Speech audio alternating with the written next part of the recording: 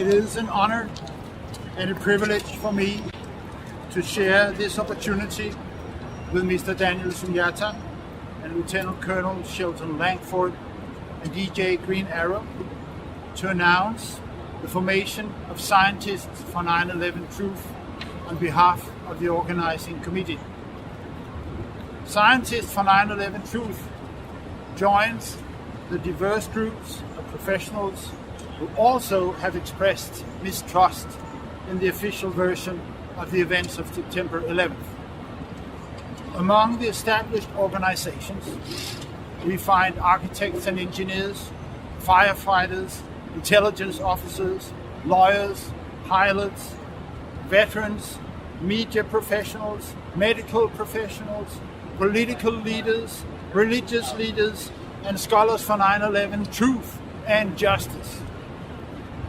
Scientists distinguish themselves by the study of the laws of nature, and every scientist can subscribe to one fundamental condition for dealing with our physical environment.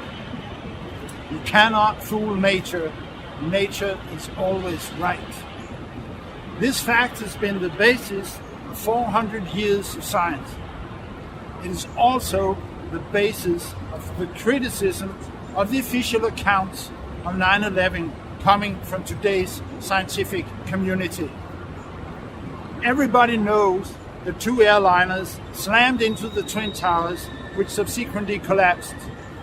Surprisingly few know that the third skyscraper, 7 World Trade Center, also known simply as Building 7, almost half the height of the towers, with a base the size of a football field, completely collapsed straight down into its own footprint 7 hours after the Twin Towers.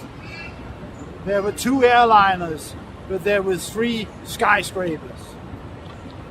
All 3 towers were destroyed in an unprecedented fashion, since no steel-framed high-rise building has ever collapsed due to fire before or after 9/11. So, just from simple statistics, it is more than highly improbable that an event which has never before been observed should occur 3 times on the same day. In spite of these hopeless odds, the official investigators have tried to make probable an explanation that the World Trade Center towers collapsed due to ordinary fires. In the opinion of Scientists for 9/11 Truth, their attempt to provide an acceptable explanation is an utter failure. The official reports from the National Institute of Standards and Technology, commonly known as NIST, violate all the principles of a scientific investigation. The reports from NIST are flawed to such an extent that they must be characterized as deliberate attempts to cover up the real course of events. For example, a simple observation of the video footage of Building 7, when compared with pictures of known controlled demolitions, reveal an obvious and striking similarity. It has never happened that the collapse of a building which showed all the features of a controlled demolition turned out not to be a controlled demolition. Many scientific investigators have supported the claim that the 3 towers in the World Trade Center were brought down by controlled demolition using explosives and incendiaries. We refer to the references provided in your press kit. Also in the kit, I urge you to look at the peer-reviewed scientific article. In this work, detection and characterization of particles of still reactive thermitic material in the pulverized remains of World Trade Center are described. Thermite can serve as an incendiary capable of cutting steel structures by means of extremely high temperatures. But the thermite reaction can also form the basis of high-tech formulations of explosives. This investigation, with conclusion drawn for our own observations, is but one indication that high-tech thermite was applied in the controlled demolition of World Trade Center. Among the other observations, only a few can be mentioned here. For example, there are a great many eyewitness testimonies from cleanup workers of molten iron in the rubble pile. Ordinary office fires can never reach temperatures high enough to melt iron. NASA measured extreme surface temperatures on the rubble pile at ground zero in the days following 9/11. Again, these observations can only be explained by thermitic reactions. Furthermore, the rubble continued to burn at high temperatures for literally months. It took New York Fire Department 3 months to put out these fires.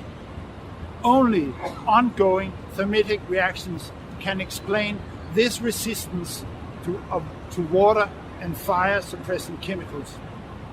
No less remarkably, the United States Geological Survey and the R.J. Lee Group Incorporated independently described finding millions of iron microspheres scattered throughout the dust that covered New York. These tiny spheres testify to temperatures that could melt droplets, that could melt iron under such conditions that could spray into a mist whose droplets condensed before hitting the ground. There is no way these iron spheres can be created during ordinary fires. They can only be produced by thermite. A number of peer-reviewed publications in your press kit describe unusual findings, which are only compatible with the application of thermitic materials. It must be stressed, however, that all this evidence does not exclude the use of thermitic explosives. It is very probable that more conventional explosives were also applied in the demolitions of World Trade Center. But NIST has not tested for residual explosives in the World Trade Center dust, nor have they looked for other signs of explosive impacts on the building elements, in spite of the fact for everyone to see that huge steel beams and girders were hurled out horizontally during the collapses of the Twin Towers. Only explosives can produce the forces required to hurl heavy beams and girders hundreds of feet through the air. Such testing for explosives is routine in fire investigations, and its omission is not an act of negligence or oversight on NIST's behalf. On the contrary, NIST has been repeatedly requested to perform a general analysis for remaining explosives in the World Trade Center dust, as they are committed to do according to the Guide for Fire and Explosion Investigations put out by the National Fire Protection Association. NIST has openly refused to follow the code. Beyond sharing a profound rejection of the official technical reports from NIST, the members of Scientists for 9/11 Truth also recognize the social, political, economical, cultural, artistic, and ethical implications of the 9/11 events. As you run down the lists of more than 60 scientists who have signed our petition prior to this official launch of the organization, you will notice that the vast majorities of signatories are retired. This situation reflects a depressing development in the academic world since 9/11. It has become a very bad career move to discuss the physical aspects of the 9/11 events and express any concern or discomfort with the official version. Previously, universities and other academic institutions were havens for free speech, and as such were one of the indispensable pillars for a blooming and decent society. Now they have been gagged to such an extent that our very civilization is at stake, no less. Scientific arguments will play an important role in the outcome of this battle. But while we do not have many young scientists on board yet, we have Sir Isaac Newton on our team.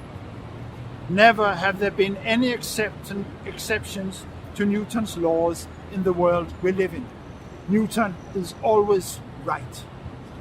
So, in more than one sense, this is a battle between the past and the present for the future. Many of the senior scientists who have signed up for our organization have children. Some of them have grandchildren. In 10 years' time, these grandchildren will be old enough to ask, "Grandfather, grandmother, which side were you on?" And we will answer them, "I was on your side." Thank you.